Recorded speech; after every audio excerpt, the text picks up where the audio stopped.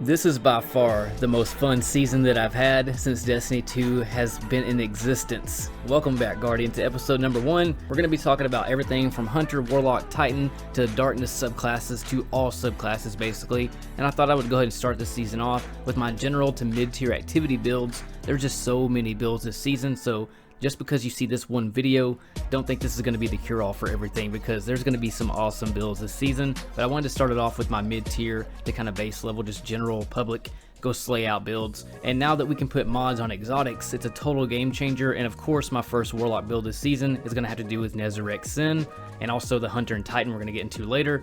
But when it comes to your stats, just like always, when it comes to no matter what subclass you're using, go with that high recovery. That's going to let you stay in combat and slay just that much harder. Of course, you'll need grenades after that, and then your melee is also extremely strong this season. But you'll notice that when you change to the Darkness subclass versus your regular subclasses, the recharge times are a lot slower on the Darkness subclass, and because of that, that's why Nezarec Sin is such a key player in this build. But when it comes to Nez Sin, the tier you want to try to hit is tier 7 Discipline and tier 7 Strength. It's a lot easier to build your tiers out this season because of the change in resist, and also how you can do like 1 energy for a 5-point Discipline mod, or 3 energy for 10 points. The way they kind of balance that and the way they zoomed in on it makes things a lot more easier to build and adds a lot more complexity to your build, where you can jack them stats up now. And when you hit a tier 7 with Nezarec Sin, it's almost identical to the max tier of 10, so it's really attainable to get max stats in a sense because of the recharge rate that Nezarec Sin adds for that. Now let's hop into the perks that I recommend for it, and of course the weapons that I recommend for it. This isn't going to be one of those, Telesto Besto type builds. However, when you're using Nezarec Sin, Telesto is the besto because you need void kills, whether it be ability or weapons, to get that insane recharge rate, and Telesto allows you to pull off the most ridiculous shots in game because of that splatter and stick damage that you can do, and also you can lay traps for enemies at spawn zones. There's just so many tactics with this weapon, but you don't have to use Telesto. I'm just highly recommending it. Use whatever weapons you want, but I do recommend, especially on the Darkness subclass, you do stick with those void weapons to get the most out of Nez Sin. This season, it looks like the best affinities to have are Arc and Void, and when it comes to my Nez Sin, I have Arc because I'm using Quick Charge on it, because I'm using Fusion Rifles, which are my favorite type of weapons. To go with that, I'm doing a Fusion Rifle Finder, and whatever else you need to build back up your stats. As I was saying, Telesto Besto, it is, you know what I mean? I get tired of Telesto too. It's a little bit overkill at times, but when it comes to Quick Charge, and when it comes to getting your ability recharge back because of Nez Sin, there's really no better option but Telesto in the game right now. It's just such an easy tactical weapon. You can just splatter those things everywhere, and it's a guaranteed some enemy is going to run into that splatter, and it makes it really easy to get charged with light. And just a heads up, every build that's in this video today and all builds in all my past videos are in my Discord, so if you want to go to the About section, click on the link that says Discord Become Beast and become a member today. You can chat with other Beast Guardians alike. That way you have something to refer to when you're trying to build these out. I'm choosing to go with 2 Charge with Light perks, the second one being Taking Charge. If you don't have Telesto Catalyst, you can use some other type of void weapon that can produce orbs, but if you do have Telesto Catalyst, then great. Now pay attention to the class item on my Warlock because it varies and is different from the Titan and the Hunter class item, which we'll get into later. But when it comes to base game to mid-tier activities, or even higher class tier activities, Taking Charge is going to be really beneficial for how this build is going to play out. I'm using 2 bombers on the Warlock version. That's equivalent to what 1 enhanced bomber used to do, which is around 8 seconds off my grenade every time I drop my rift, and I'm going to get a lot of rifts because of Nezarec Sin. So the way things are going to synergize with the recharge rate from Nez and the recharge rate from bomber, that's going to keep my grenade stacked to be able to freeze more enemies to gain more ad control. When it comes to your heavy weapon for this build, I recommend again a void one. If you have a field prep large blast rocket, if you're new to my channel, I talk about this quite a bit because it's one of the game's most hidden treasures in combat, is learning how to field prep on the move. I'm going to go over a little bit of a description of it right here, just how to do it. Crouch, reloading, and jumping. A lot of people still haven't learned this and have no idea the amount of speed they're missing out on when it comes to running and gunning in this game. So I'm going to go ahead and give you a brief tutorial right here. So I'm just going to shoot all these rockets out, and every time I hit the ground, I'm going to hit crouch, which is circle on PS4 or PS5, square, and then X to jump again. And then once you get this movement down, you can start adding in movements and start adjusting the height of your jump when you're in combat to dodge around enemies to shoot these rockets, as you're seeing right here on this Titan. I'm jumping, and then you see me kind of strafing left to right as I'm shooting it, but every time I land, it's crouch, reload, and then jump, and then right back at it again to keep dumping those rockets out, to keep mass ad clearing, which I'm going to show you a lot more examples of this later when we get into the Titan and the Hunter version of this build and how that plays out in actual combat. Now moving on to the chest piece, how I have it set up on my Warlock, which can vary on the Hunter and Titan as well, but I'm using stacks on stacks, which is going to take 10 recovery off, which is really crucial to build back recovery points. What stacks on stacks is going to do is every time I become charged with light, which is all the time with this build, I get a ×2 stack instead of a ×1, and it's going to go with the perks I'm going to talk about later. I'm also using melee damage resistance, which means enemies in close proximity I get resistance against, and I'm using sniper damage resistance. However, if you want to use something totally different like reserves or anything, if you have the Telesto Catalyst, it's kind of irrelevant to use fusion reserves because it only gives you one more. So I'd recommend using some kind of resist to let you stay in combat to go with your recovery to kind of synergize those two together. And then for the first slot, I'm using that to build back my recovery that I'm losing because of stacks on stacks. If you have higher statted armor, you may not have to make those sacrifices. Now onto the arm piece, which is different from the Titan and the Hunter version. Again, I'll have screenshots of all these builds in my Discord and in the video later, but 20% damage from high energy fire, a hand cannon loader because I'm using a hand cannon that I recommend you get that I'll talk about later, and also fastball to have more precise grenades without so much trajectory. And then again with that first slot, I'm using it to build back stats, trying to achieve that 9 recovery and that tier 7 discipline and strength. By pairing high energy fire with quick charge and taking charge, it guarantees that I'm always doing 20% bonus damage in all situations because double kills is easy to do, and then grabbing the orb after a double kill because of a masterworked weapon is also easy to do. More damage equals faster time to kills, which equals more ad control, and high energy fire doesn't fall off until the target's actually dead or you die. And if for any reason I get surrounded by a ton of ads and I have that ×2 charge going, I can use one of those charge lights to go with my last perk, which is going to be Reactive Pulse on our leg piece. Reactive Pulse is one of the most slept on perks in this game, and you saw it last season during my first Gambit Reaper build, the one before the Beyond Light launch Reaper build, which if you haven't checked that build out, I highly recommend it because it crushes in Beyond Light. But anyways, Reactive Pulse, all you simply got to do is walk up to a bunch of targets, let them touch you, and mid-tier to lower tier activities, they're blown away immediately. If you're doing master to grandmaster activities and you're at the light level, it puts them in a finisher state, so it still has benefits in max tier activities. But when you put this entire build together, and like I said, the Titan and the Hunter build are a little bit different, and I also recommend different weapon loadouts besides Telesto, which we're going to get into that here in just a second. But this has been my favorite run and gun Slayer build to date right now. It was also my same build that I kind of used last season, but since we can put mods on exotics now, I get to have that insane recharge rate from Nezarec Sin while getting this incredible ad control by always getting double kills and always touching orbs, always getting the high energy fire bonus damage, blowing everything up from Reactive Pulse, getting to build my stats back, and I'm also able to still get great resistance. Now recently somebody asked me about Verity's Brow. The thing about Verity's is it's kind of meant for your team more than it is about yourself. Nezarec Sin with Telesto or Void Rocket crushes the recharge rate because it does everything. In Verity's Brow, I've noticed a lot of the time, unless you're on a specific fire team that you built yourself where you can communicate, a lot of the randoms don't even know that they're getting that benefit. So a lot of the time you're just running around with Verity's Brow, getting slower recharge rates than Nez Sin, and the randoms don't even know they're getting this massive recharge rate in their grenades. I might post my Verity Brow build later because it does have benefits in the game, but I do a lot of solo play, and currently at the moment I have no use for it, and I'd much rather get the recharge rates from the Nezarec Sin, which is a more beast build in my eyes. Now enough of this Telesto business, let's move on to the Titan version, which is actually my favorite version out of all of them today, and we're going to be using Heart of Inmost Light since it's a neutral subclass exotic. The benefits you get of this exotic on the Darkness subclass and the slower recharges are really supreme on this. Using one ability increases the recharge of your other abilities, and you get more grenade and melee damage, and you get more hit points towards your barricade.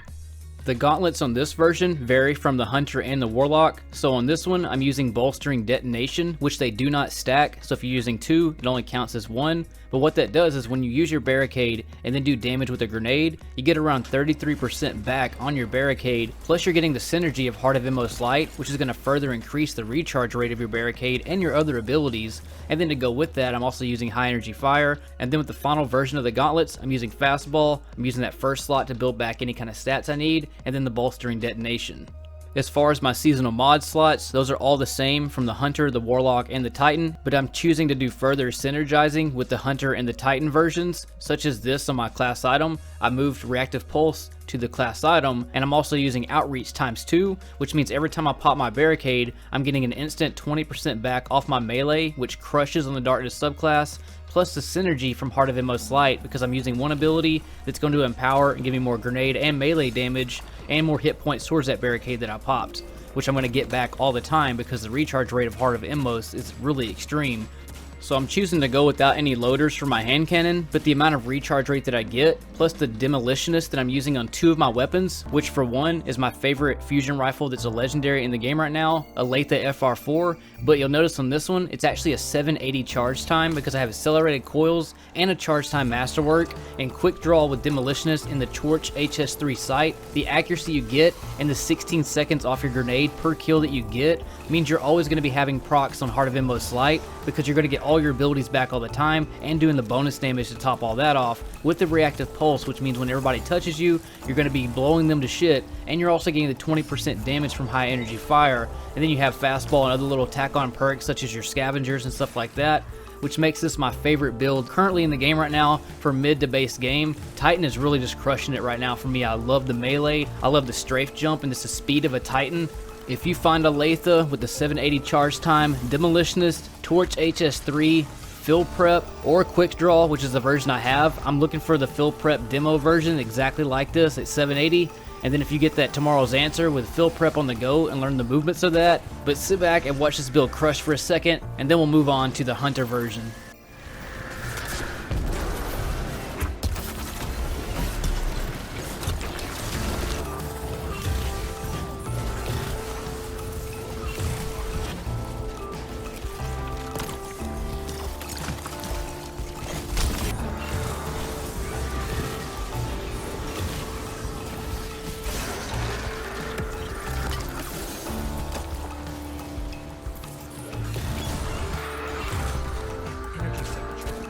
That's her. That's Navota.